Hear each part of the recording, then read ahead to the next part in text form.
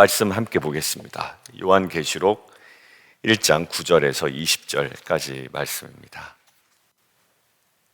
요한계시록은 편지입니다. 그래서 편지이기 때문에 두 가지 주요한 대상이 필요한데, 하나는 수신자입니다. 그리고 또 하나의 대상은 발신자 먼저 얘기해야 되는데, 발신자가 있어야 되고 그 다음에 이 수신자가 있어야 합니다. 어제 본문에서도 우리가 언급했지만 오늘도 이 발신자는 사도 요한임을 분명히 이야기합니다. 나 요한은 이라고 이야기하고요. 그 다음에 11절 이런 사명이 있었죠. 두루마리에 써서 에베소, 서머나, 버가모, 두아데라, 사데, 빌라델비아, 라오디게아 등 7교회, 그러니까 이 편지를 받는 수신자는 7교회가 되는 것이고, 어제 제가 말씀드린 것처럼 7이라는 완전수가 상징하는 것처럼 그 당시에 실존했던 7교회뿐만 아니라 그 이후에 주님 오실 때까지의 교회 공동체를 향한 서신서이기도 하다, 이렇게 이야기를 나눴습니다. 근데 이 발신자의 상황이 어떠냐면, 지금 반모라는 섬에 있었다라는 구절에 표현이 있고요. 이 반모라는 섬은 휴양지가 아니라 유배된 겁니다. 크지 않은 섬이긴 하나 그 거센 해풍에, 그리고 지금 무엇하다가 예수를 증언하다가 유배를 당한 상황입니다. 자, 유배를 당한 상황 가운데, 그렇다면 사도 요한은 지금 고통이라는, 그리고 고난이라는, 어제 이야기 말씀드린 것처럼 그 7교회의 상황이 어떻다고요? 도미티안의 그 치하에 조직적인 박해 가운데 황제 숭배를 강요받고 황제 숭배를 저항할 때 그들이 경험하는 고난이 있었단 말이죠. 그래서 고난 가운데 있는 교회를 향한 위로와 격려와 도전의 메시지였다, 이렇게 되어 있죠. 지금 사도 요한도 그 7교회와 동일한 상황 가운데 있는 겁니다. 예수를 증언하다가 지금 반모섬에 유배되어 있는 상태입니다. 즉 이렇게 표현할 수가 있겠죠. 사도 요한은 지금 고난의 상황 가운데 있다라는 거예요. 근데 이 고난과 고통의 상황에 이 사도 요한이 경험한 것이 있습니다. 오늘이요? 뭘 봅니까? 예수를 봅니다. 오늘 여러 가지로 표현했지만 예수를 봅니다. 나는 원래 죽었었다. 근데 지금 살아있다. 다니엘서에 표현된 그 인자의 모습이 고스란히 거기에 기록되어 있습니다. 아마 다니엘서에 우리가 묵상한 내용이 15절 보면 이거 다니엘서 7장에 기록되어 있었던 것 같은데 하고 찾아보면 이게 기록되어 있습니다. 어제 제가 말씀드린 것처럼 이 요한계시록을 작성한 사도 요한이 다니엘서를 상당 부분 많이 인용했다. 그리고 연결선에 서 있다라고 이야기를 나눴고, 묵시록이라는 공통점이 있다라는 것들을 말씀을 드렸죠. 자, 그런데 우리가 사실 고난을 당할 때 우리에게 가장 필요한 것이 있는데, 고난이 우리를 성장하게 하지만 이 고난이 우리를 성장하게 하는 데에 가장 중요한 한 장면이 있다고 저는 생각이 듭니다. 바로 뭐냐면 고난의 때에 주님을 만나는 겁니다. 우리 보편적인 인류, 보편적인 인간들은 고난을 당합니다. 어제도 우리 남성들과 이야기를 나누다 보면 결론은 예수를 믿어도 사실 어려움은 늘 닥치게 마련인데, 그 가운데 우리가 기도를 놓치지 말아야 되는 건, 기도를 통하여 하나님께서 나에게 그 다음날 바로 응답해 주시진 않는다. 지난 우리가 월요일에 묵상한 것처럼. 근데 기도의 유익이 있다라는 거예요. 기도의 유익은 어느 순간 고통이 해결되진 않지만 그 기도함을 통해 내가 고통을 이겨내고 있다라는 거예요. 무엇을 통해? 기도를 통해 주님과의 관계성을 통하여 내가 어느덧 고통을 이겨내고 있다라는 거예요. 두 번째는 나의 연약함을 그냥 고백할 수 있게 되는 거예요. 그 연약함 속에 하나님의 권능을 경험하고 있다는 거예요. 그리고 소망하게 된다는 거죠. 해결되지 않아요. 근데 기도의 유익은 뭐냐면 나의 연약함을 수치스럽게 여기지 않냐고 하나님께 다 토해낼 때 그 가운데 하나님의 권능을, 나의 약함 속에 하나님의 권능을 소망하며 경험하게 되고요. 세 번째는 내가 기도하지 않을 때는 어떤 상황이 닥쳐있을 때 내가 그 판을 뒤엎으려고 했단 말이에요. 내 말이든 내 완력이든 내 어떤 지혜든. 그러니까 누구와의 관계 속에 어려울 때, 어제도 이야기합니다, 이것들 내가 한번 뒤엎어 보려고 생각을 했던 거예요. 근데 내 주권을 내려놓고 하나님의 주권 속으로 내어 맡길 수 있는 것이 어디를 통해서? 기도를 통해서 가능하다란 말이에요. 근데 참 인내할 수 있는 게 무엇으로 가능하냐면 그 기도를 통해서. 그러니까 고통 가운데 더 완악해지는 분들도 있잖아요. 사실 너무 어려워서, 삶이 어려워서 더 완악해지는 분들도 있는데, 이 사도 요한이 경험한 건 반모섬이라는 고통 가운데 있고 로마 황제로부터의 그 조직적인 박해가 있는 교회들이지만, 지금 오늘 그 사도 요한이 경험하고 있는 건 고통 가운데 주님을 만났다라는 것이고, 오늘 사도 요한이 보는 것은 뭐냐면 그 고난받는 교회 가운데 누가 계시다? 7 촛대 사이에 누가 거닐고 계시다? 주님이 거닐고 계시다라는 거예요. 오늘 첫 번째 우리가 얻어야 되는 건, 고통이 우리를 성장시키지 못합니다. 그렇다면 모든 인류는 다 성장해 있어야 됩니다. 그런데 고통을 경험하고 있는 모든 인류가 그렇게 성장하거나 그들이 새롭게 변화된 건 아니거든요. 가장 중요한 키워드, 고통 가운데 주님을 만나야 됩니다. 우리는 고통 가운데 주님을 경험해야 됩니다. 그리고 고통 가운데 주님을 바라봐야 됩니다. 여러분들, 이것들을 놓치면 그 고통 때문에 오히려 마음이 완악해지고 그 고통이 주는 유익을 우리는 누릴 수가 없게 됩니다. 여러분들, 하나 우리가 찾아보면 오늘 본문에 이 하나의 중요한 키워드가 나 있는데요, 예수님을 만나야 된다라고 우리가 이야기를 했는데, 그리고 사도 요한은 주님을 보고 7 촛대 사이에 주님이 거닐고 계신 장면은 7 교회, 고난받고 있는 교회 사이에 주님께서 그 안에 역사하시고 보호하시고 이끌어가고 계시다는 걸 우리에게 보여주고 있잖아요. 자, 그런데 오늘 1절에 자기를 설명할 때 좀 특별한 표현을 씁니다. 자, 9절 함께 좀 보실까요? 나는 너희의 형제다 라고 이야기를 하고요. 그리고 좀 독특한 표현을 쓰고 있는데, 예수의 환난과 나라와 참음에 동참하는 자다 라고 되어 있습니다. 예수의 환난과 나라와 참음에 동참하는 자다.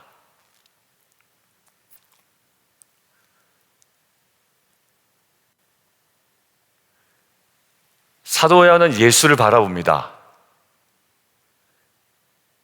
고통 가운데, 그리고 고난받는 교회 사이들 가운데 7 교회 사이에 예수님은 거닐고 계십니다. 근데 그게 과연 우리에게 무슨 일이 있을까? 그게 과연 우리에게 어떤 동기부여가 될까라는 거예요. 주님을 바라본다라는 게, 그래서 오늘 말씀 묵상하고 고난 가운데 주님을 바라봅니다, 이게 과연 우리에게 어떤 영적인 변화를 일으킬까라는 거예요. 근데 오늘 중요한 키워드가 9절에 있었던 거예요. 자, 여러분들, 예수의 환난과 나라와 참음입니다. 학자들이 분석한 거 제가 그대로 말씀드릴게요.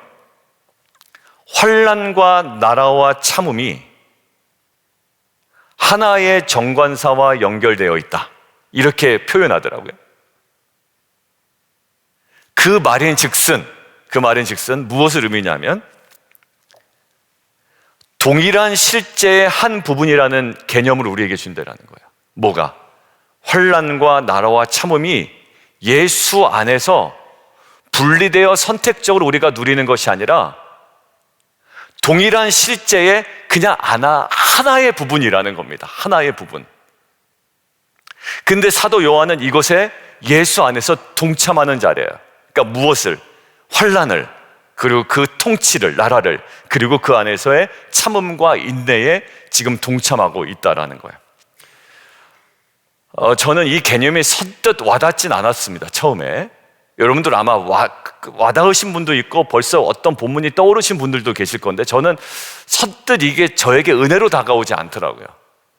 그게 뭐야? 라고 하는데, 여러분들 그 밑에 뭐라고 써있냐면, 진정한 왕노릇의 시작은 무엇이냐? 왜냐하면 거기에 나라가 있기 때문에. 진정한 왕노릇의 시작은 환난을 참고 인내하는 것이다. 좋은 말이긴 한데 은혜가 안 됐어요, 이것도. 말은, 표현은 되게 그럴듯하죠. 왕노릇의 시작은 환난을 참고 인내하는 것이다. 그리고 거기 밑에 뭐라고 써 있냐면, 그래서 교회가 지금 당하고 있는 환난이 있고, 결국 지금 요한계시록은 내가 해결해 줄 게가 아니라 뭐하죠? 참고 인내하고 견뎌내고 승리하라라는 거 아닙니까? 그리고 나와 함께 너희가 왕노릇한다라는 거 아니에요? 이 땅에선 로마의 지배를 받고 있지만 너희가 결국에는 영광스럽게 왕노릇하라. 일곱 교회가 너무 어렵지만 지금 거기에 거닐고 계신 분이 예전에는 죽으셨던 분이고 지금 살아계신 분이며, 그분의 환난이 있고 그분의 참음이 있고 그분의 지금 왕노릇하는 것이 있는데, 이것에 너희가 초대를 받았다. 사도 요한은 거기에 동참하는 자다. 그리고 너희도 나와 같은 형제다라고 하는데, 이게 조금 느낌이 오기 시작하더라고요. 여러분들, 근데 은혜롭게도 주석에 없는 하나의 그 본문이 하나 딱 떠올랐는데요, 그게 바로 히브리서 12장입니다. 여러분들 함께 보실까요? 12장 2절이에요. 자, 제가 아까 처음에 뭐라 했죠? 고난 자체가 우리를 성장시키거나 변화시키지 못해요. 그랬다면 고난당하는 모든 인류는 세례되고 변화되고 성숙해졌어야 돼요. 그런데 어떤 분은 고생만 하다가 마음이 완악해져서 더 마음이 완악해지고 깨지고 상해서 그냥 그러다가 막 인생을 포기하는 분도 계시단 말이에요. 그런데 가장 중요한 건 고난 가운데 주님을 만나야 돼요. 사도 요한도 이 반모섬이라는 고난 가운데 주님을 만났고, 일곱 교회도 고난 가운데 있지만 주님이 거기에 거닐고 계세요. 이것들을 좀 보라는 거거든요. 자, 그런데 제가 갑자기 히브리서 12장 2절 주님을 바라보라라는 이 키워드로 이게 생각이 났어요. 한번 오늘 9절에 있는 부분을 좀 배경을 깔고 한번 보시면 좋겠어요. 같이 한번 12장 2절 함께 읽겠습니다. 시작. 믿음의 주요 또 온전하게 하시는 이인 예수를 바라보자.